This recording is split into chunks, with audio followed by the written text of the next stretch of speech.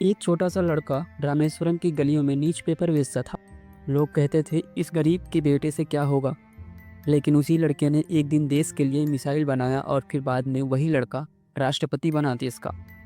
ये कहानी है भारत के missile man doctor APJ Abdul Kalam की। ये एक ऐसी कहानी है जो आपको सोचने पर मजबूर कर देगी कि सपने देखने वाले लोग दुनिया बदल सकते हैं। तो चलिए शुरू करते हैं उनकी ज़िंदगी की कहानी। अब्दुल कलाम का जन्म 15 अक्टूबर 1931 को तमिलनाडु के एक छोटे से शहर रामेश्वरम में एक मुस्लिम परिवार में हुआ था। उनके पिता जैनुलब्दीन एक सिंपल नौका चलाने वाले थे और उनकी माँ एक समर्पित गृहिणी थी, घर का कामकाज करती थी। और उनका घर छोटा था, पैसे भी कम थे, लेकिन उनके सपने बहुत बड़े थे। बचपन में कलाम साहब अखबार बेचते थे, स्कूल जाते थे और रात को तारे देखते थे। उनका दिल हमेशा आसमान में उड़ता रहता था। एक बार उन्होंने अपने टीचर से पूछा, सर, इंसान आसमान में कैसे उड़ सकते हैं? उस दिन उन्होंने ठान लिया, एक दिन वो भी आसमान में उड़ेंगे। कलाम ने अपनी पढ़ाई में कभी भी हार नहीं मानी। उन्होंने सेंट जोसेफ कॉलेज से ग्रेजुएशन किया, फिर मद्रास इंस्टीट्यूट ऑफ टेक्नोलॉजी से एरोस्पेस इंजीनियरिंग की।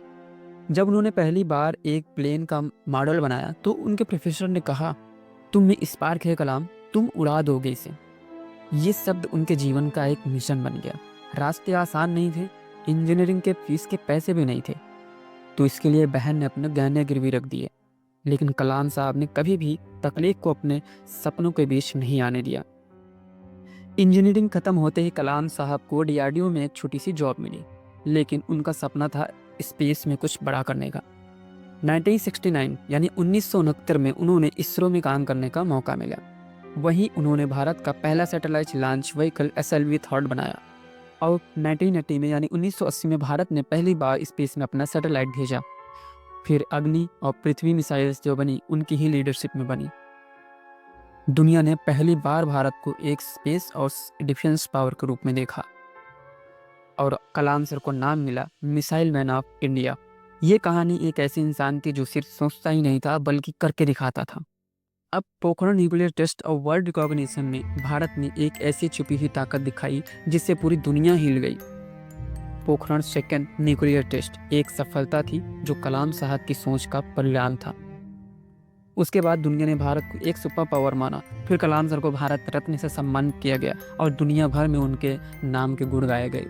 2002 में भारत ने एक ऐसे इंसान को राष्ट्रपति बनाया जो पॉलिटिक्स से दूर था लेकिन देश के सपनों के करीब था। राष्ट्रपति के रूप में उन्होंने देश के युवाओं के सपने को अपना सपना बनाया। उन्होंने कहा था, एक टीचर की सबसे बड़ी जीत तब होती है जब उसका स्टूडेंट उससे आगे निकल जाए।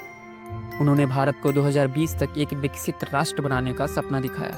उनका मिशन था यूथ को इंस्पायर करना और उन्हें बताना कि सपने वो नहीं जो नींद में आए, सपने वो होते हैं जो आपको सोने ना दे। 27 जुलाई 2015 ये इनका लास्ट दिन था। तो कलाम साहब IIM शिलोंग में स्टूडेंट को लेक्चर दे रहे थे। उनका आखिरी संदेश था कीप लर्निंग कीप ग्रोइंग, और उसी मोमेंट उनका दिल का दौरा पड़ा और भारत का ये महान सपने देखने वाला इंसान हमेशा के लिए सो गए। लेकिन क्या सच है? नहीं, कलाम साहब सिर्फ एक नाम नहीं, एक सोच है, एक जज्बा है, एक मिसाल है जो हर स्टूडेंट, हर नौजवान के दिल में आज भी जिंदा है। उनकी कहानी हमें सिखाती है सपने मत देखो, उन्हें जीने का हौसला रखो। डॉक्टर कलाम हमें सिखाते हैं अगर इरादे मजबूत हों तो गरीबी भी एक शक्ति बन जाती है। आप भी अपनी ज़िंदगी के कलाम बन सकते हो, बस सपने देखो और उन्हें सच करने के लिए हर रोज एक कदम आगे बढ़ाओ। अगर आपको ये कहानी पसंद आई हो तो प्लीज़ लाइक करिएगा और कमेंट में जय कलाम सर लिखिए, और ऐसी इंस्पिरेशनल कहानियों के लिए हमारे चैनल को सब्सक्राइब जरूर करें। मिलते हैं आपसे नेक्स्ट स्टोरीज में, तब तक के लिए बाय बाय, थैंक यू।